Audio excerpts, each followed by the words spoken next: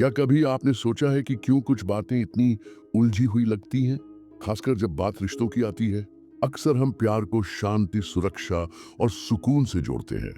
लेकिन क्या हो अगर प्यार की एक दूसरी ही सच्चाई हो, जो हमारी कल्पना से कहीं गहरी और आदिम हो?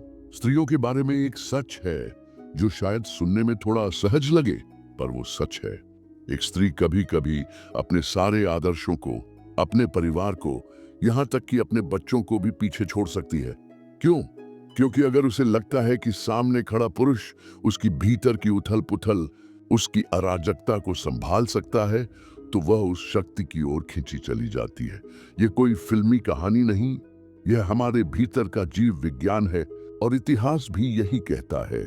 सोचिए, पुराने जमानों में जब कोई कबीला हार जाता था, स्त्रियां भागती नहीं थीं, वे खुद को हालात के हिसाब से ढाल लेती थीं। उन्होंने अपने शत्रुओं से शादी की और उनके बच्चों को जन्म दिया। ये उनकी इच्छा नहीं थी, बल्कि जीवित रहने की जिद थी। आखिर अस्तित्व में कोई भावनाएं नहीं होती, सिर्फ जरूरत होती है। नारी की सहज प्रवृत्ति नैतिकता के बंधन में नहीं बंधती, वो शक्ति की ओर देखती है।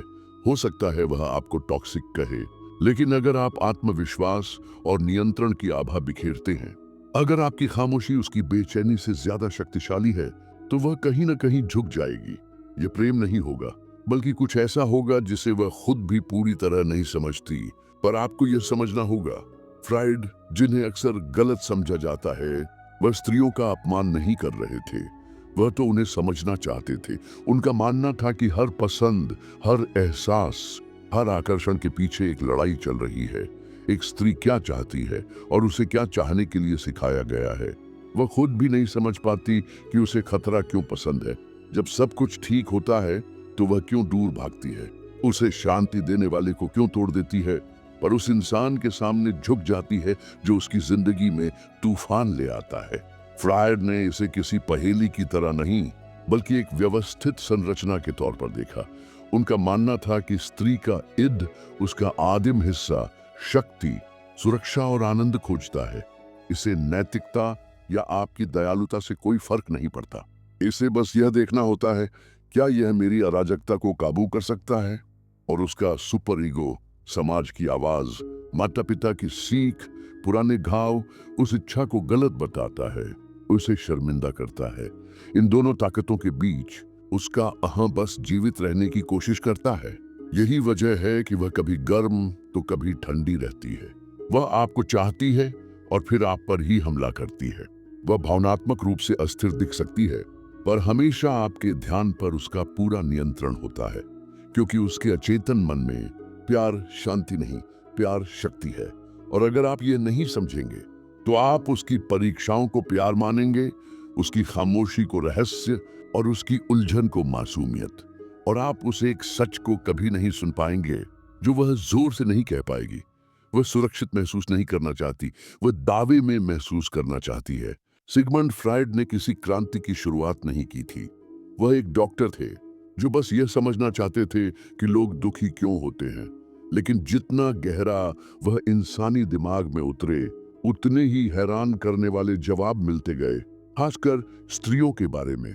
उन्होंने बाहरी दिखावे पर भरोसा नहीं किया, न मुस्कान पर, न अच्छे व्यवहार पर, न ही भावनाओं पर, क्योंकि फ्रायड को अचेतन मन ने आकर्षित किया। मन का वह हिस्सा जो बिना कहे बोलता है, बिना वजह के काम करता है और बिना इजाजत के कुछ चाहता है।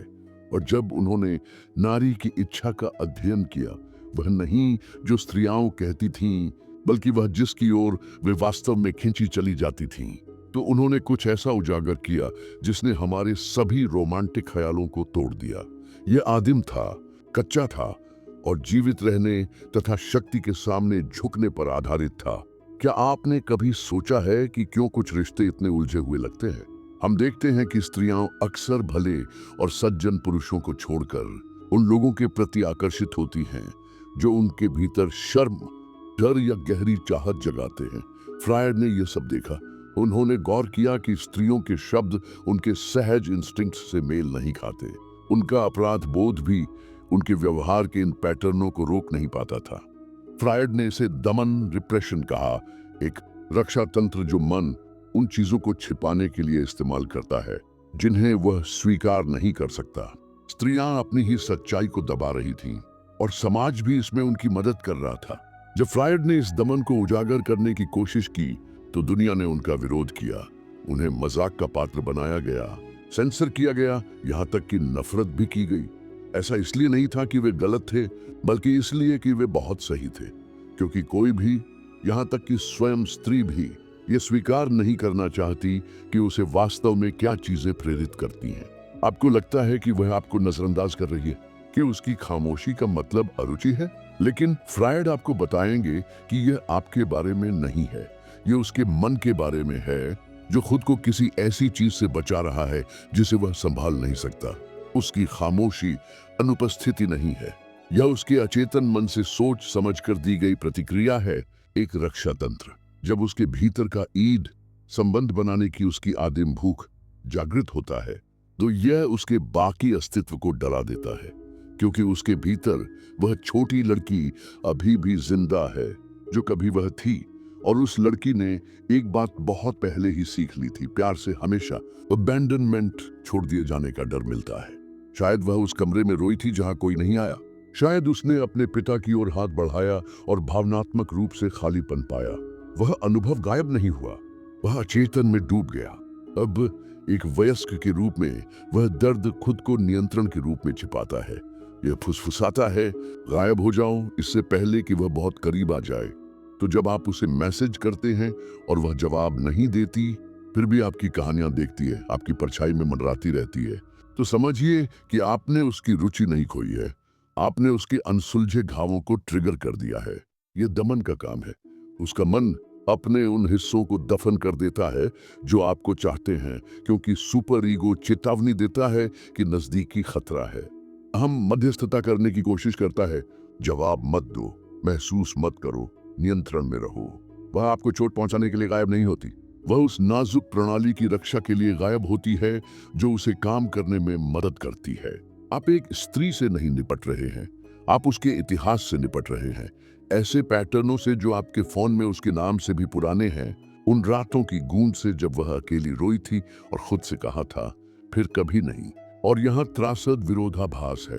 आप जितने अधिक सच्चे बनते हैं, उसके अचेतन मन को आप उतने ही अधिक खतरनाक महसूस होते हैं, क्योंकि आप गर्माहट लाते हैं और उसके तंत्रिका तंत्र को ठंड की उम्मीद करने के लिए प्रशिक्षित किया गया था। आप उपहार देते हैं, लेकिन उसका मन अनुपस्थिति से गढ़ा गया था। उसकी खामोशी को व्यक्तिगत रूप से न लें, इसे इस बात के संकेत के रूप में लें कि वह अभी भी खुद से कितनी लड़ रही है।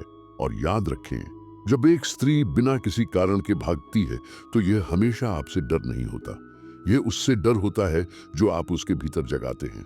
या आपने कभी सोचा है कि कैसे कोई आपको अपनी नजरों से ही खींच लेता है? एक मुस्कान जो थोड़ी देर तक ठहरी रहती है, एक हाव भाव जो आपको करीब आने का न्योता देता है, लेकिन जैसे ही आप आगे बढ़ते हैं, वह अचानक पीछे हट जाती है। वह इशारे करती है, छेड़ती है, फिर दूर चली जाती है और आप खुद को एक अजीब दुविधा में फंसा पाते हैं। न तो पूरी तरह से न्योता है, न ही पूरी तरह से इनकार।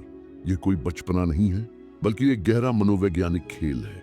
और सिगमंड फ्रायड ने इस उलझन को तब भी समझा था जब डेटिंग ऐप जैसी कोई चीज अस्तित्व में भी नहीं थी। उन्होंने इसे इद और सुपर ईगो के बीच का संघर्ष कहा था। इद हमारा वो हिस्सा है जो सीधे सीधे अपनी इच्छाओं और जरूरतों को पूरा करना चाहता है, चाहे वो रोमांच हो, गहरा जुड़ाव हो, अंतरंगता हो, या दूसरों पर हावी होने या समर्पण करने की चाहत। इसे नैतिकता, समाज के नियम या सही समय की कोई परवाह नहीं होती। लेकिन सुपर ईगो ठीक इसके विपरीत है। यह हर आवेग को परखता है, हर इच्छा पर नैतिकता का पहरा बिठाता है। ये फुसफुसाता है, शर्म करो, एक अच्छी लड़की बनो, अपनी इच्छाओं के आगे मत झुको। और इसी खींचतान में मन दो हिस्सों में बंट जाता है। यह विभाजन अक्सर अनजाने में ही सही, लेकिन हमेशा एक रणनीतिक यौन हेरफेर बन जाता है। एक बच्चे के तौर पर उसने सीखा कि ध्यान मिलने का मतलब सुरक्षित रहना है। अगर वह लोगों को अपनी ओर आकर्षित कर सकती थी तो उसे सुरक्षा मिलती थी, लेकिन पूरी तरह से खुद को किसी के हवाले कर देना वह कभी सुरक्षित नहीं था। अक्सर उसे इसके लिए सजा मिलती थी। अब जब वह बड़ी हो गई है तो वह बिना किसी खास इरादे के भी अपनी ओर खींचती है। शायद एक गहरी गर्दन वाला ब्लाउज, धीमी पलकें झपकाना या एक अनजाने में किया गया स्पर्श, ये चीजें आपके भीतर के पुरुषवादी पीछा करने के स्वभाव को जगा देती है। वह चाहती है कि लोग उसे पसंद करें पर उस पर अधिकार न जमाए। वह चाहती है कि लोग उसे देखें पर उस पर कोई दावा न ठोका जाए। फ्रायड ने इसे रिएक्शन फॉर्मेशन कहा था। यह तब होता है जब कोई व्यक्ति खुद का बचाव करने के लिए अपनी वास्तविक भावनाओं के विपरीत व्यवहार करता है। हो सकता है उसे नजदीकी की चाहत हो पर वह दूरी बनाए रखती है। उसे शायद यौन इच्छा महसूस होती है पर वह सीमाओं और पवित्रता की बात करती है। ऐसा इसलिए होता है क्योंकि अपनी असली भावना को स्वीकार करने से उसके नियंत्रण का भ्रम टूट जाएगा। आपको लगता है कि वह कभी गर्म है तो कभी ठंडी, पर सच तो यह है कि वह इच्छा और डर के बीच फंसी हुई है। उसका अहम बीच में बैठकर इस सारी अराजकता को संभालने की बेताब कोशिश कर रहा है। यह उसे समझाता है, फ्लर्ट करो पर कोई वादा मत करो, कहानी को अपने हिसाब से चलाओ, शक्ति तुम्हारे हाथ में रहे। और हर बार जब आप बहुत ज्यादा करीब आते हैं तो उसका अचेतन मन चिल्लाता है, भागो, तुम इस खेल को खेलकर नहीं जीत सकते। अगर तुम उसके शरीर के पीछे भागोगे तो वह तुम्हारी आत्मा को तोड़ देगी। लेकिन अगर आप इस पटकथा को समझ जाते हैं, अगर आप इस प्रदर्शन को बिना प्रतिक्रिया दिए देखते हैं, तो आप अछूत बन जाते हैं। क्योंकि एक स्त्री उस पुरुष को हेरफेर कर सकती है जो उसे चाहता है, लेकिन वह उस पुरुष को नियंत्रित नहीं कर सकती जो खुद को जानता है। और यही बात उसे प्यार से कहीं ज्यादा डराती है। आपको लगता है कि वह खास है क्योंकि वह दुर्लभ है, क्योंकि वह अलग है, क्योंकि उसे किसी की जरूरत नहीं है। पर जो आप महसूस कर रहे हैं वह आकर्षण नहीं है, ये कमी है। फ्रायड आपको बताएंगे कि यह उसके बारे में नहीं है, यह इस बारे में है कि वह आपके अचेतन मन के लिए क्या दर्शाती है। उस प्यार का अधूरा टुकड़ा जो आपको शायद कभी नहीं मिला। जब कोई स्त्री ठंडी हो जाती है, दूर हो जाती है, अलग थलग पड़ जाती है, तो आपका ईद घबरा जाता है। वह चिल्लाता है, इससे खोना मत, लड़ो, अपनी कीमत साबित करो। लेकिन यह चाहत प्यार से नहीं आ रही है, ये कमी से आ रही है। हो सकता है बचपन में आपकी माँ ने आपको कभी कभी ही प्यार दिया हो। शायद वह भावनात्मक रूप से अप्रत्याशित थीं। एक पल बहुत प्यार करती थीं और अगले ही पल सजा देती थीं। इसने आपके तंत्रिका तंत्र को अनुमोदन का पीछा करने के लिए प्रशिक्षित किया। आपने सीखा कि प्यार कुछ ऐसा है जिसे कमाया जाता है, न कि आसानी से मिलता है। तो अब जब कोई स्त्री वही दूरी दर्शाती है तो आपका अचेतन कहता है, ये जाना पहचाना है, ये घर जैसा है। और आप इस जाल में फंस जाते हैं, इसलिए नहीं कि वह खास है, बल्कि इसलिए कि उसका व्यवहार आपके एक पुराने घाव को फिर से खोल देता है। वह कुछ कहती नहीं, पर उसकी खामोशी एक आईना बन जाती है।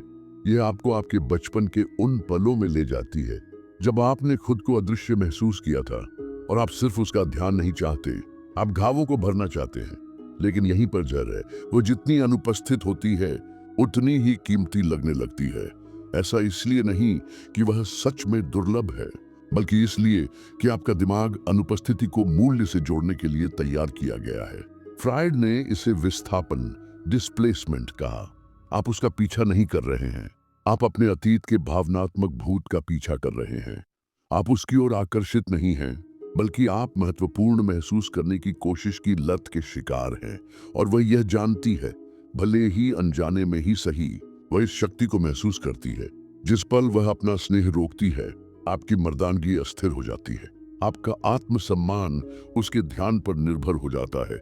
लेकिन यहाँ कड़वी सच्चाई है, किसी भी स्त्री को आपके तंत्रिका तंत्र पर इतनी शक्ति नहीं होनी चाहिए। जब तक आप भावनात्मक भूखमरी को प्यार से जोड़ना बंद नहीं करेंगे, तब तक आप उन स्त्रियों के पास वापस जाते रहेंगे जो आपको टुकड़ों में प्यार देती हैं और आपको यह विश्वास दिलाती है कि यह एक दावत है। आप उसकी मान्यता अर्जित करके आगे नहीं बढ़ते। आप तब आगे बढ़ते हैं जब आप इस स्क्रिप्ट को पहचानते हैं और इसमें अभिनय करने से इनकार करते हैं। क्योंकि सच्ची शक्ति उसी पल शुरू होती है जब आप आधुनिक स्त्रियों के शरीर के माध्यम से अपने बचपन का पीछा करना बंद कर देते हैं। जब वादा टूटता है, प्रक्षेपण का खेल, वह आपसे कहती है कि वह तैयार है।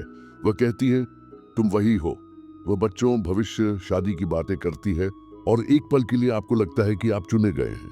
लेकिन अचानक कुछ बदल जाता है, सपना बिखर जाता है, वह अपना मन बदल लेती है, या इससे भी बुरा, जिस चीज का उसने वादा किया था उसी के लिए आपको दोषी ठहराती है। ये सब क्या हुआ? फ्रायड ने इसे प्रक्षेपण, प्रोजेक्शन कहा।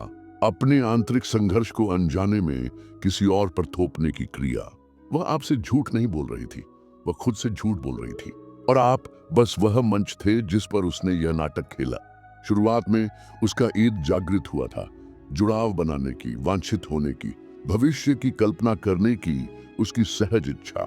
लेकिन जैसे जैसे वह दृष्टि वास्तविकता के करीब आती गई, उसका सुपर ईगो, परिवार, आघात और डर से बना उसका आंतरिक आलोचक फुसफुसाने लगा, तुम तैयार नहीं हो, वह तुम्हें छोड़ देगा, ये सब बुरा खत्म होगा। इस आंतरिक युद्ध ने विसंगति पैदा की, और इसका सामना करने के बजाय उसने इसे आप पर थोप दिया। अचानक आप अस्थिर व्यक्ति बन गए। आप ही वह कारण बन गए जिस पर वह प्यार पर भरोसा नहीं कर सकती थी। आप ही वह बहाना बन गए जिसकी उसके अचेतन मन को भागने के लिए जरूरत थी। ये कुछ नया नहीं है। बचपन में जब भावनाएं बहुत ज्यादा ओवरवेलमिंग होती थीं, तो हमारा दिमाग खुद को बचाने के लिए कहानियां बनाता था। जिन स्त्रियों ने बचपन में भावनात्मक परित्याग या अत्यधिक दबाव का अनुभव किया है, उनमें अक्सर वास्तविक प्रतिबद्धता का गहरा डर पनप जाता है। लेकिन फिर भी वे इसके भ्रम, इसकी कल्पना, इसकी सुरक्षा और वांछित होने की पहचान के लिए तरसती है। इसलिए वे आपकी स्थिरता का उपयोग अपनी कल्पना को बनाने के लिए करती हैं, और जैसे ही वास्तविकता सामने आती है, वे उसे नष्ट कर देती है। ये रिएक्शन फॉर्मेशन है। वह ऐसा व्यवहार करती है जैसे उसे परिवार के प्रति आजीवन वफादारी चाहिए, लेकिन अनजाने में ही सही वह उस कमजोरी से डरती है जिसकी यह मांग करती है। तो वह पलट जाती है, तोड़फोड़ करती है, खुद से कहती है, मैं उसके बारे में गलत थी, जबकि सच तो यह है कि वह खुद के बारे में कभी स्पष्ट नहीं थी। और यहीं पर अधिकांश पुरुष बिखर जाते हैं। वे अपराध बोध को अंदरूनी बना लेते हैं। वे उस चीज को ठीक करने की कोशिश करते हैं जो उनकी कभी थी ही नहीं। वे किसी और की आंतरिक लड़ाई में अपनी कीमत साबित करने के लिए भीख मांगते हैं। लेकिन आप उस लड़ाई को नहीं जीत सकते जो उसके अचेतन मन में रहती है। आप किसी को उन झूठों से नहीं बचा सकते जिन पर उन्हें विश्वास करने की जरूरत है। समझदार व्यक्ति उसके इस बदलाव पर बहस नहीं करता। वह स्क्रिप्ट को पहचानता है और थिएटर से बाहर निकल जाता है, क्योंकि जो स्त्री अपनी अराजकता को आप पर थोपती है, वह जीवन नहीं बना रही है, वह एक ढाल बना रही है, और आप इसके शिकार हैं। शब्दों का मुखौटा, आकर्षण और शक्ति का खेल। वह आपका मजाक उड़ाती है, आपकी मर्दानगी को खारिज करती है, आपको अहंकारी, ठंडा, नियंत्रक कहती है। वह कहती है, मैं कभी तुम्हारे जैसे आदमी के साथ नहीं रह सकती, और फिर भी वह आती रहती है, चक्कर काटती रहती है, दिखती रहती है। यह भ्रम नहीं है, यह रिएक्शन फॉर्मेशन है। फ्रायड का वह शब्द जब कोई व्यक्ति अपनी वास्तविक भावनाओं के विपरीत व्यक्त करता है, क्योंकि सच्चाई इतनी खतरनाक होती है कि उसे स्वीकार करना मुश्किल होता है। जो वह छिपाती है वह आकर्षण है, जिस चीज से वह डरती है वह समर्पण है, जिस चीज को वह अवमानना के रूप में छिपाती है वह मर्दाना प्रभुत्व की एक दर्दनाक, घुटन भरी जरूरत है। उसके शब्द एक मुखौटा है, लेकिन उसकी जीव विज्ञान झूठ नहीं बोलता। वह उन गुणों की आलोचना करती है जिनकी उसका इद तरसता है, ताकत, रहस्य, शक्ति। क्यों? क्योंकि उसे कभी यह सिखाया ही नहीं गया कि वह अपनी इच्छाओं से कैसे प्यार करे। उसे तो सिर्फ उनसे डरना सिखाया गया था। शायद वह एक कमजोर पिता के बोझ तले पली बढ़ी, या एक बहुत ज्यादा हावी पिता के शिकंजे में। शायद उसने सीखा कि एक शक्तिशाली पुरुष को चाहने से वह कमजोर दिखती है, या पर्याप्त नारीवादी नहीं, या बस एक और लड़की जो झुक गई। इसलिए उसका सुपर ईगो, सामाजिक निर्णय और आंतरिक शर्म से बनी वह आवाज एक बचाव शुरू करती है। वह जहरीला है, वह असुरक्षित है, वह शायद एक अहंकारी है। इच्छा को शर्मिंदा करना आसान है, बजाय इसके सामने समर्पण करने के। तभी वह आपको शब्दों से वार करती है, इस उम्मीद में कि वे उसके भीतर के उस हिस्से को मार देंगे जो दावे में आना चाहता है। और हर बार जब आप अपनी जगह पर टिके रहते हैं, हर बार जब आप उसकी भावनात्मक शोर के आगे झुकने से इनकार करते हैं, तो वह आपसे और ज्यादा नफरत करती है। लेकिन उस नफरत में एक अजीब सा आकर्षण भी घुला होता है, क्योंकि आपकी पुरुषवादी स्थिरता ही वह गुरुत्वाकर्षण है जिसकी उसकी अराजकता गुपचुप तरीके से तरसती है। यहीं पर पुरुष अक्सर फंस जाते हैं। वे अपना बचाव करना शुरू कर देते हैं, सफाई देते हैं, माफी मांगते हैं। वे उस छवि को ठीक करने की कोशिश करते हैं जिसे वह प्रोजेक्ट करती है, ये महसूस किए बिना कि उन्होंने अभी अभी उसके आगे आत्मसमर्पण कर दिया है। लेकिन जो पुरुष प्रक्षेपण को समझता है वह अपमान पर कभी प्रतिक्रिया नहीं करता। वह सुनता है कि उसका अचेतन मन वास्तव में क्या कह रहा है। आपकी उपस्थिति मुझे वो चीजें महसूस कराती है जिन्हें दबाने के लिए मुझे प्रशिक्षित किया गया था। और इसका एकमात्र जवाब है खामोशी, स्थिरता, शक्ति। क्योंकि जब एक स्त्री उस नियंत्रण के लिए आपसे लड़ने की कोशिश करती है जिसे वह गुपचुप तरीके से चाहती है कि आप ले लें, तो आप न तो मोल भाव करते हैं, न पीछे हटते हैं, न पीछा करते हैं। आप बस अपनी जगह पर स्थिर रहते हैं और इसी स्थिरता में उसका मुखौटा टूटना शुरू हो जाता है। आपको लगा कि आप उसे चाहते थे, लेकिन अगर आप उसकी खूबसूरती, उसके घुमावों, उसकी अराजकता को हटा दें तो क्या बचता है? एक पैटर्न, एक जाना पहचाना दर्द, एक पुनर्मंचन। फ्रायड ने कहा था, अचेतन मन उसी चीज को दोहराता है जिसे उसने कभी सुलझाया नहीं। हम उसी दर्द की तलाश करते हैं, इसलिए नहीं कि हमें दुख पसंद है, बल्कि इसलिए कि दुख घर जैसा महसूस होता है। और यही भ्रम है। आप किसी स्त्री का पीछा नहीं कर रहे थे, आप अपनी अधूरी जरूरतों के भूत का पीछा कर रहे थे। वह स्त्री जो आपको नजरअंदाज करती है, जो आपको करीब खींचती है फिर गायब हो जाती है, जो आपकी माँ की अनुपस्थिति या आपके पिता की ठंडक को दर्शाती है, वह असली लगती है क्योंकि वह आपके भीतर के बच्चे को सक्रिय कर देती है। वही बच्चा जो अभी भी मानता है कि अगर मैं उसे मुझसे प्यार करवा सकूं तो मैं आखिरकार काफी अच्छा हो जाऊंगा। लेकिन यह कभी उसका काम नहीं था और गहरा विश्वासघात उसका नहीं है, ये आपका है। आपने खुद को उसी पल धोखा दिया जब आपने उसे अपने आंतरिक खालीपन का समाधान बना दिया। और सबसे बुरा यह कि आपने यह मान लिया कि अगर आपने सही ढंग से दुख झेला, अगर आपने भूमिका अच्छी तरह निभाई तो आपको आखिरकार चुना जाएगा। लेकिन आप प्यार में नहीं थे, आप भावनात्मक कमी, अनसुलझी यादों और इस गुप्त उम्मीद से सम्मोहित थे कि अगर आप उसे ठीक कर सकते हैं तो आप अपने भीतर के उस बच्चे को ठीक कर देंगे। और यही कारण है कि यह आपको तोड़ता रहता है, क्योंकि कोई भी स्त्री उस पुरुष की मां नहीं बन सकती जो खुद का पिता नहीं बन सकता।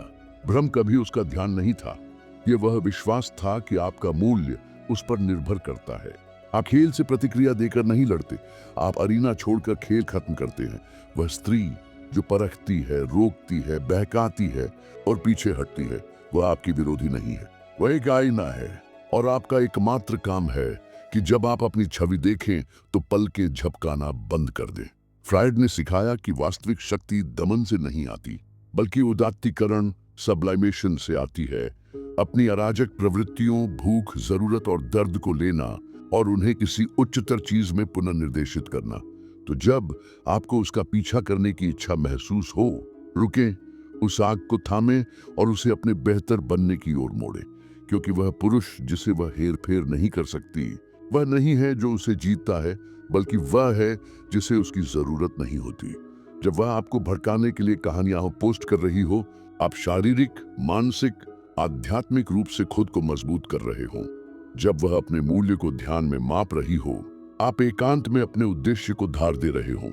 अपनी खामोशी को सर्जिकल बनने दें, अपनी उदासीनता को एक ऐसे पुरुष का वजन ढोने दें जिसे याद है कि वह कौन है। आपका अहम, ईगो अब उस बीच के बिचौलिए की तरह नहीं है जो आपकी इच्छाओं और उसकी मानसिक चालों के बीच समझौता करवा रहा हो। यह अब जमीन पर मजबूती से खड़ा है और यह जमीन न उसकी है, न समाज की, बल्कि सिर्फ आपकी अपनी है। क्योंकि सच्ची भावनात्मक आजादी का मतलब यही है, आप हर भावना को महसूस करते हैं, लेकिन किसी भी ऐसी चीज का पालन नहीं करते जो आपके खुद के रास्ते के काम ना आए। अब आप उन स्त्रियों की तलाश नहीं करते जो आपकी कीमत को परखें या जांचें। आप ऐसी स्त्रियों को अपनी ओर आकर्षित करते हैं जो आपकी कीमत को पहचानती हैं, क्योंकि वह आपकी मौजूदगी में, आपके अंदाज में खुद ब खुद दिखती है। और अगर वे ऐसा नहीं करती तो आप टस से मस नहीं होते। इसलिए नहीं कि आप कठोर हैं, बल्कि इसलिए कि आपकी गर्माहट कमाई हुई है। वह आपसे जबरदस्ती निकाली नहीं जा सकती। नारी को सिर्फ पूजने से वह ठीक नहीं होती। वह तब ठीक होती है जब वह एक ऐसे पुरुष को देखती है जो कभी झुकेगा नहीं, न खूबसूरती के लिए, न अपराध बोध के लिए, न अकेलेपन के डर से। और वह पुरुष उसी पल जन्म लेता है जब आप खुद को चुनते हैं, उसकी चाहत से ऊपर, उसकी उलझनों से ऊपर और उस आराम से ऊपर जो आपको तब मिलता है जब कोई ऐसा व्यक्ति आपको चुनता है जिसने खुद को ही नहीं चुना है। खामोशी सबसे बड़ा जवाब। आपको उसे समझने की जरूरत नहीं है, आपको क्लोजर, किसी रिश्ते का स्पष्ट अंत की जरूरत नहीं है, आपको कोई बातचीत, कोई मैसेज या कोई माफी की जरूरत नहीं है, क्योंकि खामोशी अपने आप में एक पूरा जवाब है और स्पष्टता अपने आप में सबसे बड़ा बदला है। उसे अपने खेल खेलने दें, उसे आजादी के भ्रम में खुद को और उलझा लेने दें, उसे उस आग से भागने दें जिसके लिए उसने कभी गुपचुप तरीके से प्रार्थना की थी। आप यहाँ अराजकता द्वारा समझे जाने के लिए नहीं आए हैं, आप यहाँ उसे पार करने के लिए आए हैं। हर पुरुष को एक दिन दूर चले जाना चाहिए, गुस्से में नहीं, दर्द में नहीं, बल्कि एक अजीब सी पवित्र खामोशी के साथ। वैसी खामोशी जो तभी मिलती है जब आप भूतों का पीछा करना छोड़ देते हैं। वह कभी आपकी थी ही नहीं, वह तो आपके भुलाए हुए घाव का एक प्रतिबिंब थी। और अब आप आईनों के लिए खून नहीं बहाते, आप उसे सजा नहीं देते, आप उसे ठीक नहीं करते, आप उसके बड़े होने का इंतजार नहीं करते। आप गरिमा और गहराई के साथ गायब हो जाते हैं, क्योंकि एक ऐसी स्त्री के लिए जो हेरफेर करती है, सबसे बड़ा खतरा वह पुरुष नहीं है जो उसका विरोध करता है, सबसे बड़ा खतरा वह पुरुष है जो अब बिल्कुल प्रतिक्रिया नहीं करता। और वहीं उसकी शक्ति समाप्त होती है और आपकी शक्ति शुरू होती है।